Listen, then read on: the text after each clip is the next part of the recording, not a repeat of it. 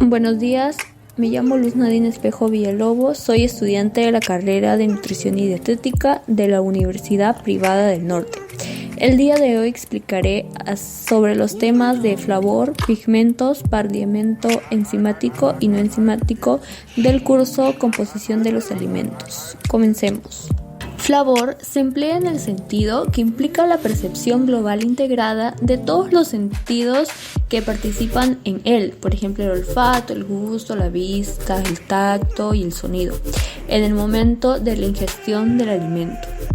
Las sustancias responsables del flavor representan un conjunto extremadamente amplio de estructuras químicas derivadas de los principales constituyentes de los alimentos. La característica común del flavor es ser estimulantes de los receptores del gusto o del aroma para producir una respuesta psicológica integrada. Comencemos con el gusto. Tenemos al agrio, el dulce, el amargo y el salado. Pero también tenemos al umami. Este es el encargado de recepcionar todos los sabores que estén relacionados con las proteínas. El umami lo encontramos en su forma natural como glutamato, como en el pescado, la espinaca, los quesos, tomates, entre otros. Y también en su forma sintética como glutamato monosódico, o también conocido como Ajinomoto.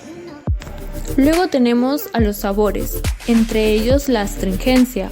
Un ejemplo que es el vino, que nos produce una sensación seca en la boca y posteriormente el arrugamiento del tejido oral, gracias a la presencia de taninos y polifenoles.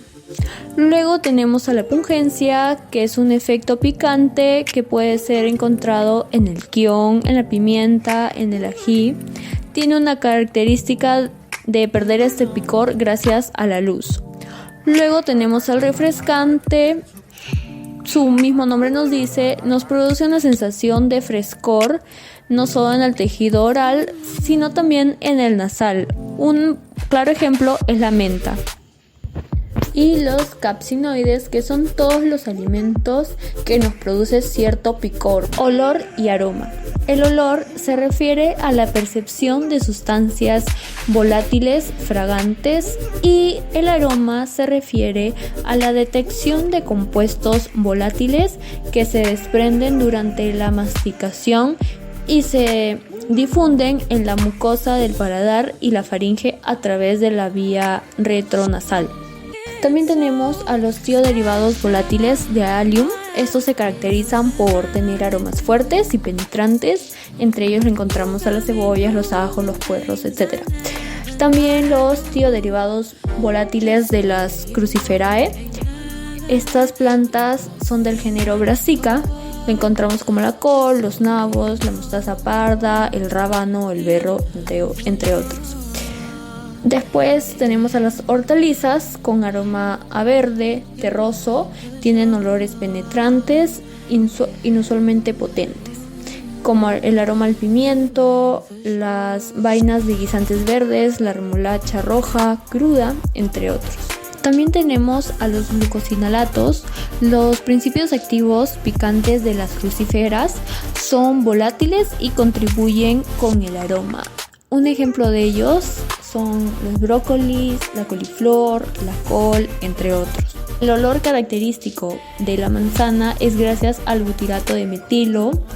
El olor característico de la piña es del butirato de etilo, del plátano, el acetato de isopentilo, de la pimienta, el eugenol, y del perejil, el apiol. Ahora pasamos al tema de los pigmentos.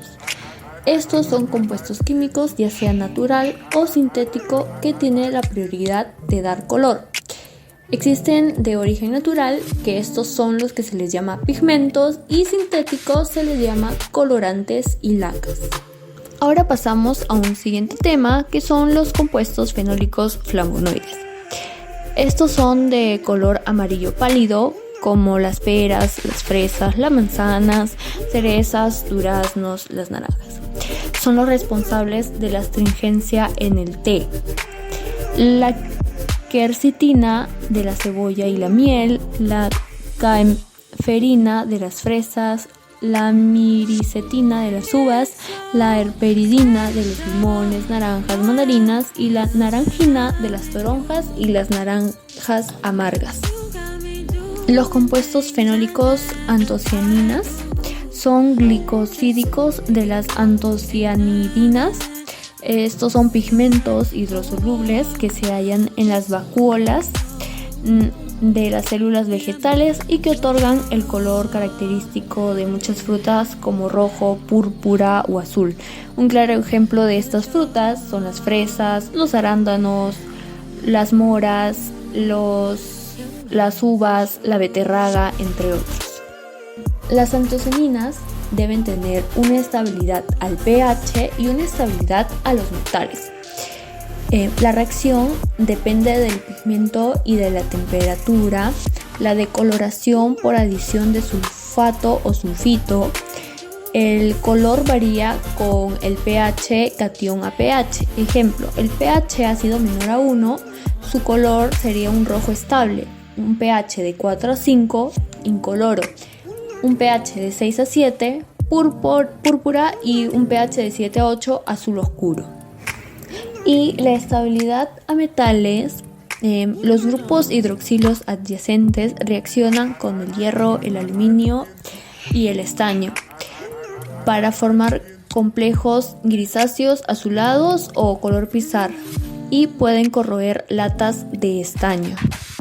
Sigamos con los taninos. Estos son compuestos fenólicos incoloros o amarillo café, contribuyen a la astringencia, son antioxidantes, sustratos de oscurecimiento enzimático en café, cacao, té negro. También tenemos a la clorofila, es un pigmento porfirínico fotosintético. En su estructura está formado por anillos de porfirina, 4 pirroles unidos por puentes de metino y ion de magnesio. Las verduras con menor ácido retienen más porción de clorofila. Los carotenos. Estos se presentan en dos grandes grupos, carotenos y xantófilas. Los carotenos son hidrocarburos solo con hidrógeno y carbono, solubles en éter petróleo. Y las xantófilas, derivados hidroxilación de carotenos, hidrógeno, carbono y oxígeno, solubles en alcohol. En su estructura de los carotenoides, con 540 átomos de carbono, en su forma natural, en su mayor frecuencia, configuración trans. Ahora bien, pasamos al siguiente tema, que es el pardeamiento enzimático. ¿Qué es? Es la reacción de oxidación de la enzima polifenol oxidasa, causante de los colores pardos o negros de las frutas y verduras. En la primera etapa sabemos que los fenoles o polifenoles están dentro de estas frutas y verduras, que van a entrar junto al oxígeno y a la enzima polifenol oxidasa, generando odifenoles. Estos entrarán en la segunda etapa para generar oxidación, que junto a la enzima polifenol oxidasa nos va a generar oquinononas. Las oquinononas es allí donde se va a generar los colores pardos o negros gracias a la polimerización, generando manchas en las frutas.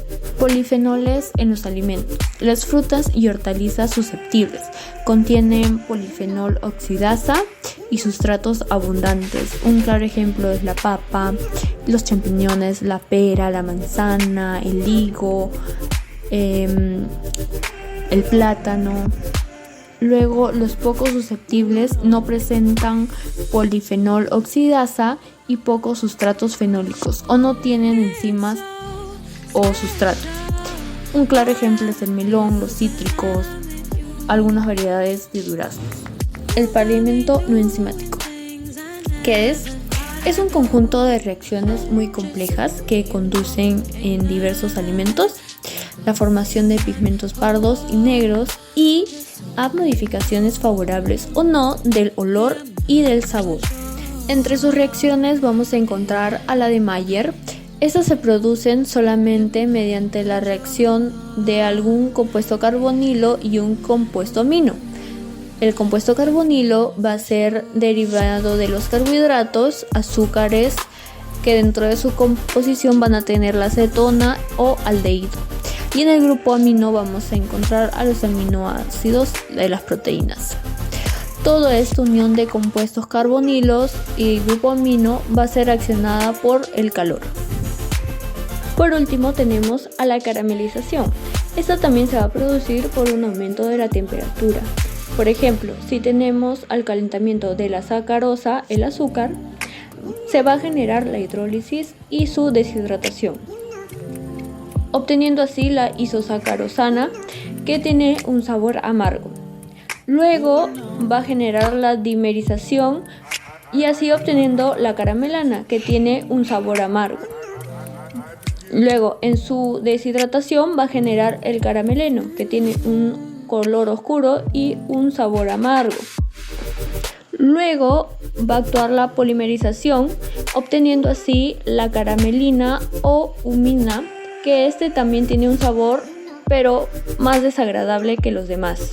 Cuando los azúcares se calientan a una temperatura por encima de sus puntos de fusión, la sacarosa a partir de los 180 grados empieza a aparecer sustancias amargas como consecuencia de la carbonización.